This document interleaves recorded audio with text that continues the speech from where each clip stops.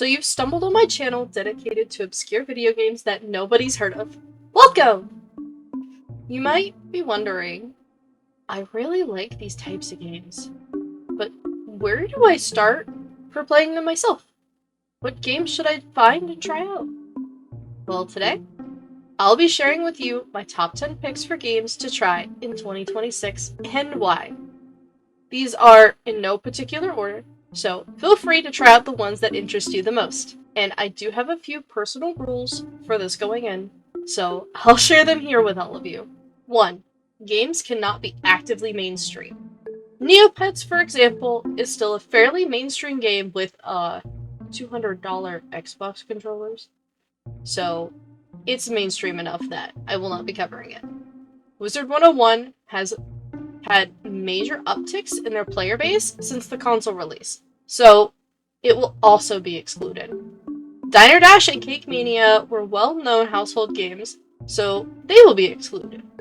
I will side note here, I can use unpopular games from a popular franchise if they are standalone enough. 2. I can't use a franchise more than once, so I can't just make this list The Sims and all of its wacky side quests. I have to pick one game. 3. The game must have an original PC release. This can be Windows or Mac exclusive, but it cannot be a console release. Not everyone's comfortable with emulating. And lastly, they have to be playable on Windows 11 and not complicated in doing so. If I have to run it in a Windows XP VirtualBox, it's not able to be played with modern technology. So it's not accessible to new people in the hobby. If you have to download a bunch of mods to get it running, it's also not accessible. So all the games on this list are able to be installed and played.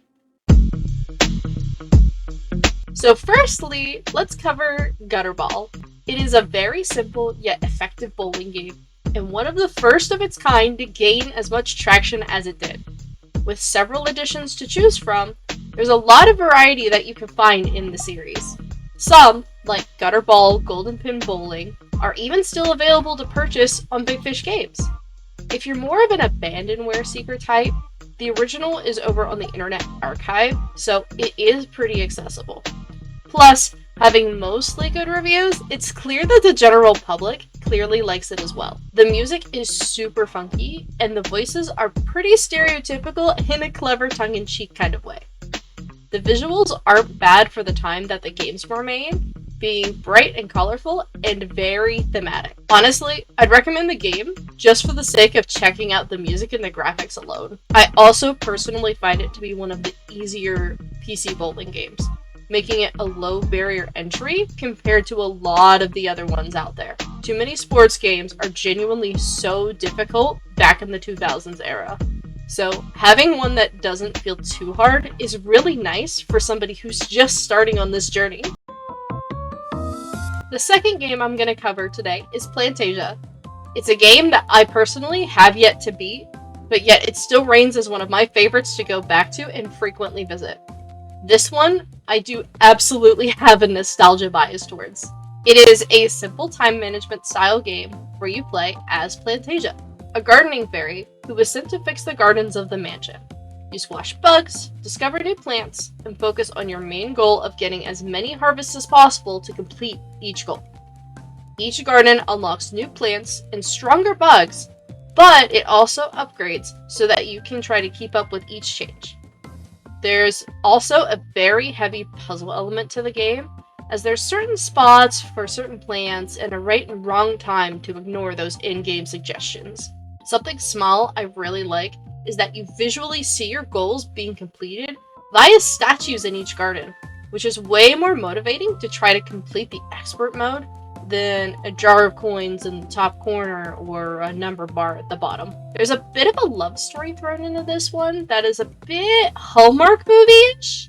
So if cheesy romance is up your alley, you'll like this one. I won't give spoilers, but let's say the garden owner's son isn't too keen on the whole situation at first, slowly needing time to warm up to Plantasia. This game is admittedly harder to find, as I have a copy back when Amazon sold it, and I've carefully kept the launcher backed up to my system. But there are disc copies that are floating around, and a couple on the Internet Archive as well. Next on the list is the Sims Carnival Snap City. Snapping buildings, stopping fires, and growing your city is the foundation of this game. Snap City was a simple, fun, and dare I say, snappy side game. It came out during the Sims 2 era and is part of a mini-series of side games, much like how The Sims 3 had Medieval, and The Sims 4 had all those strange mobile games. It hasn't aged perfectly as the graphics and some of the text in the game are incredibly dated, due to it mostly relying on Sims 1. But, in my opinion, that just adds to the charm and whimsy. Your main goal is to match the colored building blocks as they fall into place in order to grow your city. You can slowly unlock things like schools, hospitals, fire departments, and even things like factories and a sewage system. There's natural disasters that can destroy your city too, which you will then have to rebuild. There's a decently sized story mode that takes you through the various specific scenarios for different towns that need your help. Or a free play mode for you to build and destroy your city as you please. This game is still buyable on Big Fish Games, and there are some disc copies of it and Bumper Blast that float around from time to time. I would grab them if you're looking for something quick and casual.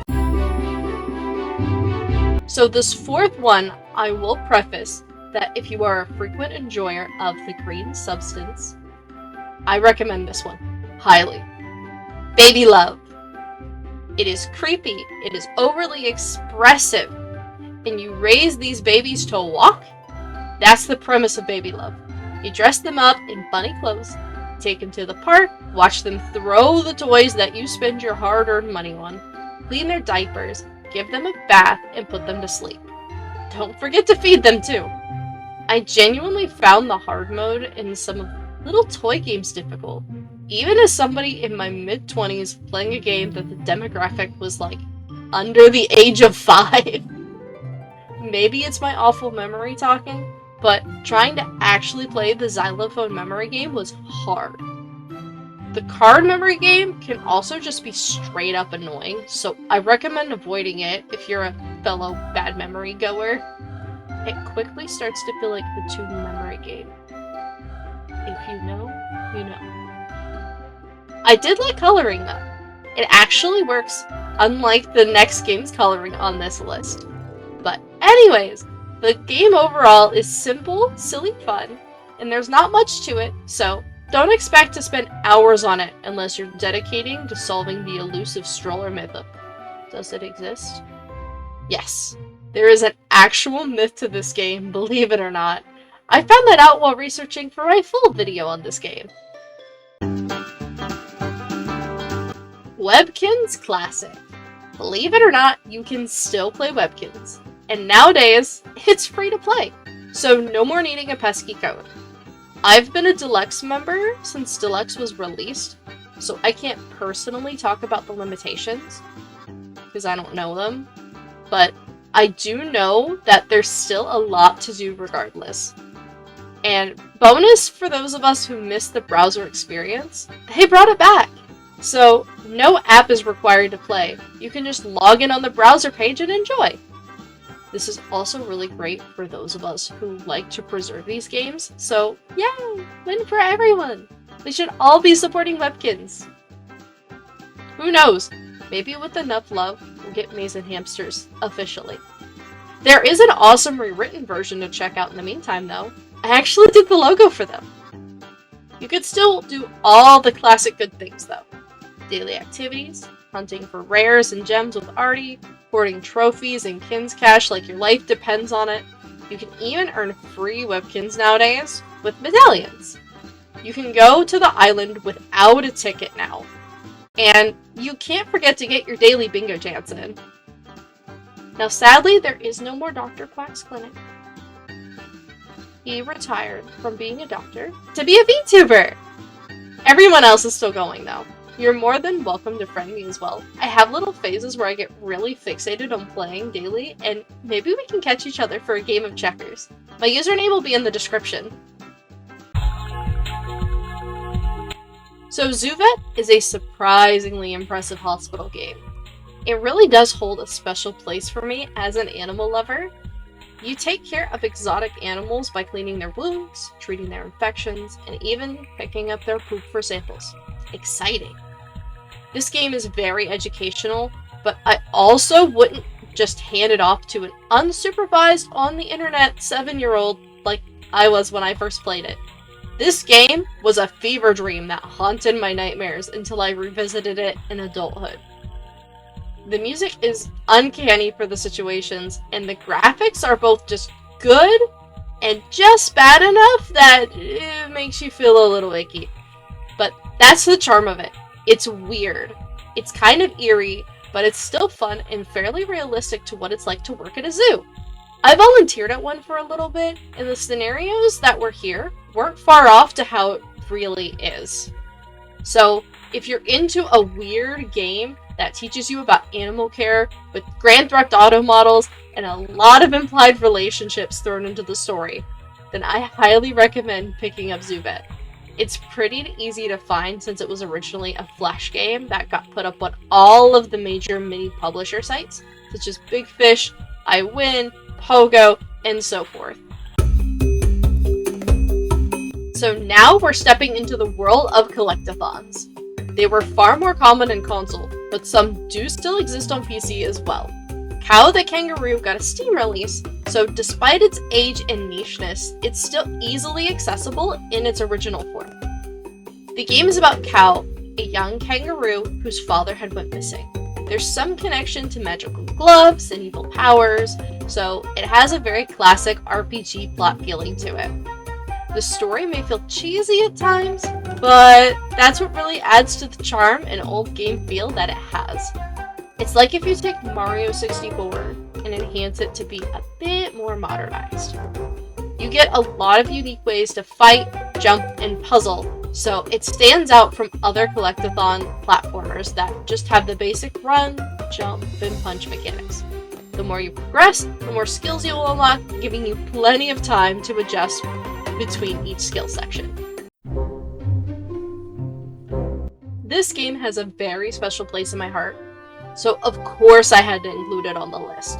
It's pretty accessible, as many people over the years have sought after it, so it's really easy to find and get lost in. You own a garden now! Congrats! You can collect piñatas by meeting their needs, breeding them, and making them eat weird things in order to become their colorful variant version of themselves. You'll be smacking eggs and NPCs, turning evil piñatas into beautiful allies, and sending them off to go to fun little parties as well. The longer you play, and the more piñatas you get, the rarer and more difficult they become to get. There's not a huge skill gap, but there is a bit of a learning curve between each set of piñatas, so to speak. Some need certain foods or piñatas to fight at very specific times of the day, so be prepared to be battling the day and night cycles to make sure you're getting everything lined up correctly. There's a lot to this little monster gathering game, and the graphics are still beautiful, even being as dated as they are. I cannot recommend this game enough, especially if you have little ones who like to watch you play your games. It's family friendly, so you can easily share it with everyone. As much as I wish I could say this is a big game, it really isn't once you're outside of the community itself. Toontown Online was an MMO that originally got shut down in 2013, but was quickly revived by the community. There's now several different ways to play, so you can pick your interest. From going into Toontown Realms for some solo adventuring, Toontown Rewritten for a modified yet classic experience, or Corporate Clash for a completely new and updated feel, there's a private server for everyone. For those who have never even heard of Toontown, it's a turn-by-turn style game where you pick your gags to destroy the evil cogs and take back Toontown from the evil chairman. There used to be a lot deeper of a plot line, but both servers have kind of diverged into their own unique stories surrounding it. Written follows the kidnapping of Slappy and focuses heavily on the chairman lore, where Clash has a ton of new and unique bosses with their own mini storylines that all tie back into the greater evil. Any server you pick will be a great one, just as long as you stay toony enough to get in and destroy some cogs.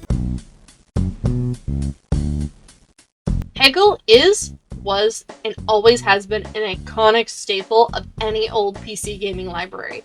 It is one of the best games that PopCap came out with, next to Plants vs. Zombies, but it doesn't get the recognition it rightfully deserves. It's a simple game, where you shoot balls and try to get all the orange pegs, with hopes that you'll also hit the little basket at the bottom for a free ball. There's different unique bonuses provided by each Peggle Master to help you on your journey. Flower balls, double balls, fireballs, and even a ball wearing a top hat. Your goal is to become one of the Peggle Masters yourself, and have fun along the way of doing so.